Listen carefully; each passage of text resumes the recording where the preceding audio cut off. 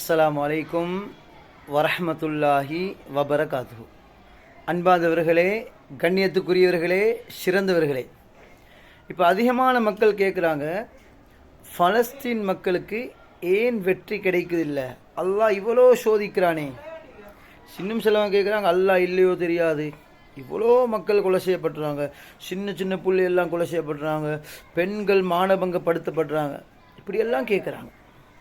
அன்பாந்தவர்களே, அல்லாஹ் ஒரு மனிதன் மீது அன்பு கொண்டா பலவிதமாக சோதிப்பான்.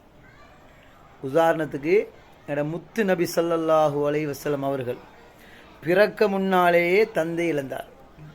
பிறந்த 6 வருஷத்தில் தாயை இழந்தார். அது மட்டுமா, நபி ஸல்லல்லாஹு அலைஹி வஸல்லம் அவர்கள் 11 கல்யாணம் முடித்தாங்க. அதில் 2 பேர் தான் குழந்தைகள் கிடைச்சாங்க. ஹதீஜா ரலியல்லாஹு அன்ஹா அவர்களுக்கு 6 பிள்ளைகள், மாரியத்துல் கிப்தியா ரலியல்லாஹு அன்ஹா அவர்களுக்கு 1 பிள்ளை. அப்போ மொத்தம் 7 பிள்ளைகள். இந்த 7 பிள்ளைகளில் 6 பிள்ளைகளை நபி ஸல்லல்லாஹு அலைஹி வஸல்லமோட கையாலே அடக்கினாங்க. அப்போ இது எவ்வளோ பெரிய சோதனை. அன்பாந்தவர்களே, அய்யூப் அலைஹிஸ்ஸலாம் 19 வருஷமாக நோயில் கஷ்டப்பட்டாங்க. முழு உடம்பும் காயங்கள், புழுக்கள். இப்ராஹிம் அலைஹிஸ்ஸலாம் 96 வயசு அல்லது 86 வயசுக்கு பின்னால் தான் அல்லாஹ் குழந்தை பாக்கியத்தை கொடுத்தான். அது மட்டுமா, அந்த புள்ளை அறுக்க சொன்னான். எவ்வளோ சோதனை. நெருப்பில் அல்லாஹ் போட்டான். எவ்வளோ சோதனை. அல்லாஹ் ஒரு மனுஷன் மீது அன்பு கொண்டா பலவிதமாக சோதிப்பான். அப்படியென்றா அந்த பலஸ்தீன் வாசிகள், பலஸ்தீன் மக்கள் உண்மையிலே பெரிய பாக்கியசாலிகள். அல்லாஹ் அவர்களை சோதிக்கிறான். அன்பாந்தவர்களே, கண்ணியத்துக்குரியவர்களே, அல்லாஹ் குர்ஆனில் சொல்கிறான் எப்படின்னா, வலா தகூலு லிமன் யுக்தலு ஃபீ சபீலில்லாஹி அம்வாதா பல் அஹ்யாஉன் இன்த ரப்பிஹிம். இப்படி என்ன அன்பாந்தவர்களே, அல்லாஹுடைய பாதையில் யுத்தம் செஞ்சு ஷஹீதான மக்களை பார்த்து நீங்கள் மௌத்துண்டு செல்லவானாம். பல் அஹ்யாஉன், அவங்க ஹயாத்தோடு இருக்கிறாங்க.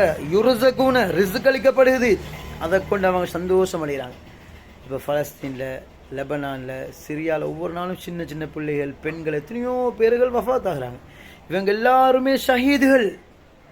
அன்பாந்தவர்களே, இவங்க மௌத்தா போன உடனே இவங்களோட உயிர், ஆத்மா, பணை, இந்த பனைக்கு மௌத்து கிடையாது, இந்த ரூஹுக்கு மௌத்து கிடையாது.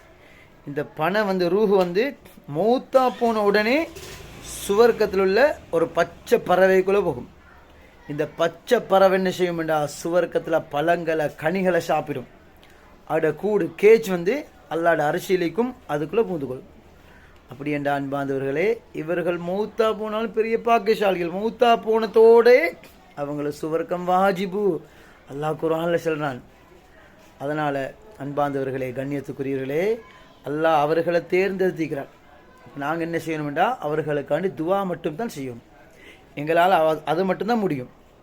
அப்போ அன்பாந்தவர்களே, கண்ணியத்துக்குரியவர்களே, அல்லாஹ் அன்பு கொண்டா பலவிதமாக சோதிப்பான். அல்லாஹ் குர்ஆனில் சொல்கிறான், நிச்சயமாக சத்தியமாக உங்களை நாங்கள் சோதிப்போம். பிஷையின், பயத்தை கொண்டு, பசியை கொண்டு, உங்களோட பிள்ளைகளை வஃபாத்தாக்குவதை கொண்டு சோதிப்போம். அதே போல் இன்னும் சிலவங்க புள்ள பாக்கியம் இல்லைன்னு கவலைப்படுறாங்க.